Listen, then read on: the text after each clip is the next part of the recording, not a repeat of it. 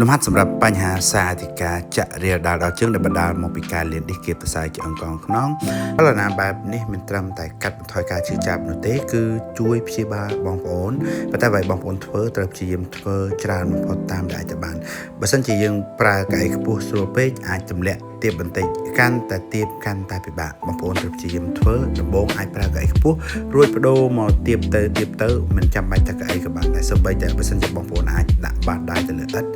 ដើរឆ្វេងដើរស្ដាំបងប្អូនហាត់ជាប្រចាំមួយថ្ងៃ2 ឬ 3 ដងហើយបើសិនជាករណីដែលបងប្អូនអាចធ្វើបានហើយលំហាត់ទី2គឺបងប្អូនចាប់ផ្ដើមបង្វិលឆ្អឹងត្រគាកការបង្វិលឆ្អឹងត្រគាកនេះគឺជួយសម្រួលដល់ការ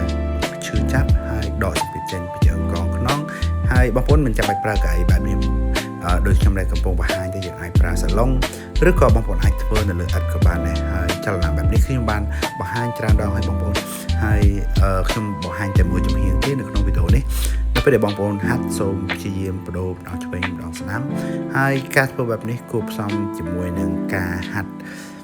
ចលនាទៅមុខទៅក្រោយហើយអ្វីដែលបងប្អូនព្យាយាមគឺទម្លាក់គូតឲ្យចុះឲ្យអស់ចុះក្រោមជំហានបន្ទាប់បងប្អូនត្រូវមានការបន្ថែមទម្ងន់ដើម្បីកសាងម៉ាសសាច់ដុំឬការពារសាច់ដុំមិនឲ្យបាត់ពីព្រោះការឈឺចង្កេះនេះគឺបងប្អូនមិនសូវ